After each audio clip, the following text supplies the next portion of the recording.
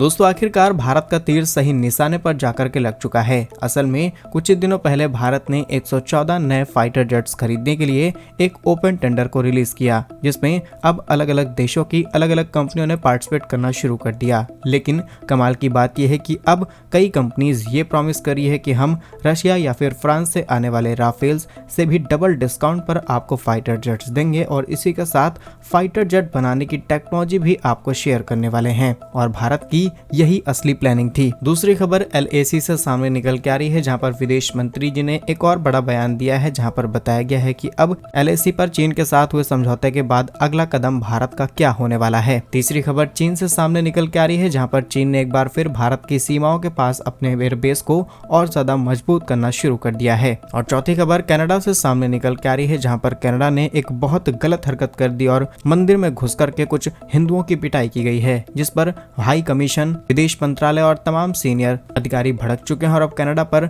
बड़ी कार्रवाई होने वाली है। आइए आज के इस वीडियो में सारी रिपोर्ट डिटेल्स में आपको बताते हैं। यदि आपको हमारी ये न्यूज सीरीज पसंद आ रही है तो आज की इस वीडियो को लाइक और चैनल को सब्सक्राइब जरूर कीजिएगा। फर्स्ट ऑफ ऑल भारत के 114 नए फाइटर जेट्स की डील की बात की जाए तो कुछ ही दिनों पहले भारत ने इसके ओपन टेंडर को रिलीज किया। ओपन टेंडर मींस कि अब दुनिया की अलग अलग कंपनीज यहाँ पर पार्टिसिपेट कर सकती हैं, लेकिन इसके पीछे भारत की एक स्ट्रॉन्ग स्ट्रेटजी थी। भारत का कहना था कि हम चाहते हैं कि ये 114 फाइटर जेट्स हम किसी एक या फिर दो कंट्री से नहीं खरीदेंगे, बल्कि मल्टीपल कंट्रीज या फिर कहें मल्टीपल कंपनीज जो कि फाइटर जेट्स को डेवलप करती हैं उनके साथ इस डील को फाइनल किया जाए। यानी कि कुछ कंपनीज को 20, कुछ कंपनी को 30 और कुछ कंपनी को 50 फाइटर जेट्स डिलीवर करने का कॉन्ट्रैक्ट दे दिया जाएगा, जिससे भारतीय सेनाओं को अलग अलग फाइटर जेट्स ऑपरेट करने का एक्सपीरियंस मिलेगा। हमारा जो सप्लाई चेन है वो डाइवर्स हो जाएगा। इवन फ्यूचर में किसी भी देश के साथ कोई डिस्प्यूट होता है भारत का, तो हम अपनी सप्लाई चेन को दूसरे देश के साथ स्विच कर सकते हैं। वहीं ये करीब $20 अरब की डील है, इसलिए भारत चाहता था कि इसे डाइवर्स किया जाए ताकि एक हेल्थी कंपटीशन क्रिएट हो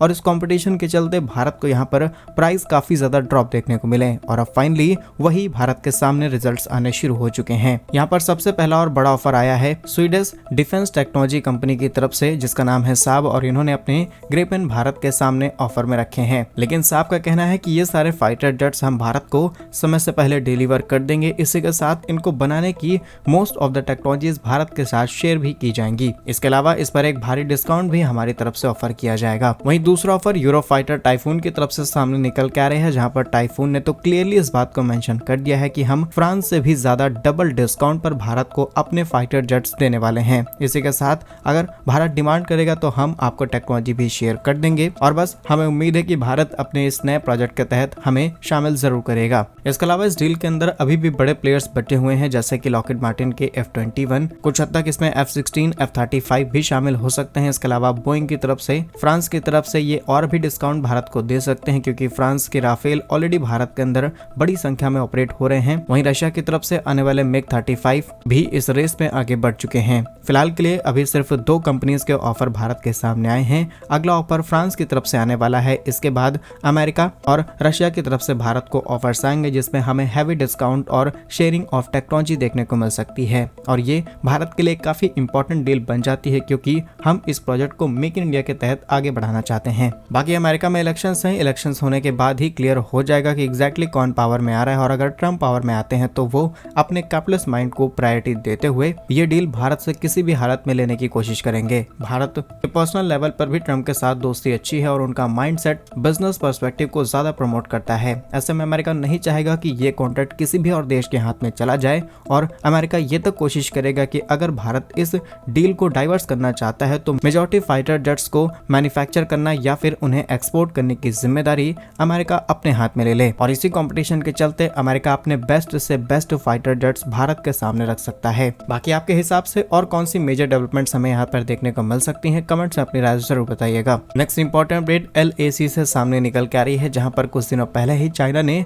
डिसएंगेजमेंट की तैयारी शुरू कर दी है। इसके अलावा डेमचौक और देपसांग वाले लोकेशन से सैनिक पीछे हट चुके हैं। दोनों ही तरफ से संयुक्त रूप से गश्त शुरू की जा चुकी है। और इसी चीज को लेकर के विदेश मंत्री एस जयशंकर जी से एक सवाल किया गया। उन्होंने कहा कि भारत और चीन की तरफ से उठाएगा ये कदम बहुत ही ज्यादा इंपॉर्टेंट कदम है, लेकिन आगे चल के और भी बड़े कदम हमें उठाने होंगे। विदेश मंत्री ने कहा कि आज भी LAC के आसपास बड़ी संख्या में चीनी सैनिक तैनात हैं, लेकिन 2020 से पहले ये सैनिक यहाँ पर तैनात नहीं थे। और जैसे जैसे चीन ने अपनी सेना को यहाँ पर बढ़ाना शुरू किया, बदले में हमने भी जवाबी सेना अपनी वहां पर तैनात करनी शुरू कर दी और इसकी वजह से दोनों देशों के बीच में अलग अलग रिलेशंस खराब होते चले गए। वहीं चीन के साथ बातचीत अभी भी शुरू है, आगे चल के कई और बड़े कदम लिए जा सकते हैं भारत की सीमाओं को सुरक्षित करने के लिए। आपको बता दें, एक लंबे समय के बाद प्रधानमंत्री मोदी और चीन के राष्ट्रपति शी जिनपिंग ने आपस में मुलाकात की रूस के अंदर। जो चाइना ने डिसएंगेजमेंट शुरू किया है लेसे के पास से, यहाँ पर रूस का सबसे बड़ा हाथ बताया जाता है। तो भविष्य में भारत और चीन के बीच में कोई और प्रॉब्लम भी सॉल्व होती है तो डेफिनेटली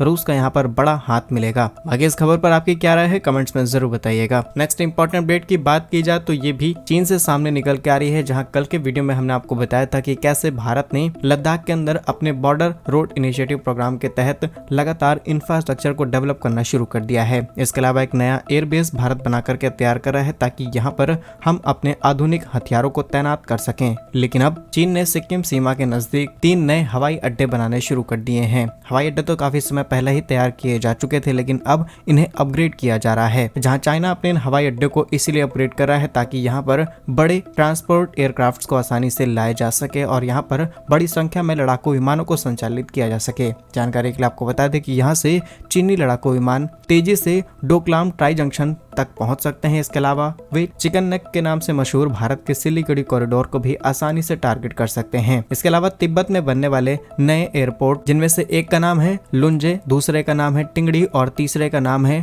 बुरांग काउंटी, ये तीनों ही भारतीय सीमा के करीब है। जहां रिसेंटली एक पोस्ट में इस बात का खुलासा किया गया है। लगातार आप इमेजेस में भी इस चीज को देख सकते हैं। जो रेड डॉट आपको देखने को मिल रहा है, यही वो लोकेशन है जहां पर चाइना ने अपने हवाई अड्डों को अपग्रेड करना शुरू कर दिया है। तो चीन पर पूरी तरीके से भरोसा करना, ये बात कहीं से एक्सेप्ट नहीं होती। और फाइनली भारत की तैयारियों को देखते हुए चाइना ने भी बड़ी तैयारियां करनी शुरू कर दी हैं। चीन की इस हरकत पर आप क्या सोचते हैं कमेंट्स में जरूर बताइएगा। नेक्स्ट इंपॉर्टेंट अपडेट कनाडा से सामने निकल के आ रही है, जहां बीते कुछ दिनों के भीतर भारत और कनाडा के बीच में जो रिलेशंस खराब हुए हैं, अब उसका असर लोकल पॉपुलेशन पर देखने को मिल रहा है। भारत के अंदर तो किसी भी चीज की दिक्कत नहीं है, लेकिन जो इंडियन पॉपुलेशन कनाडा के अंदर रहती है उन पर लगातार हमले किए जा रहे हैं। रिसेंटली रिपोर्ट्स के मुताबिक कनाडा के एक हिंदू मंदिर में श्रद्धालुओं के साथ मारपीट की गई और कुछ खालिस्तानी झंडों को लेकर के व्यक्ति मंदिर के अंदर घुस जाते हैं। उसके बाद श्रद्धालुओं को पीटना शुरू कर देते हैं, उन पर हमला किए जाते हैं, जिसके बाद ये वीडियोस पूरे इंटरनेट पर वायरल होते हैं। और जैसे ही वीडियो सामने आती है, अलग अलग तरीके से इस पर टिप्पणी की जाती है। साथ ही साथ कई सांसद जो कि कनाडा की करंट गवर्नमेंट में है, वो भी इस चीज का विरोध करना शुरू कर देते हैं। और इन्हीं में से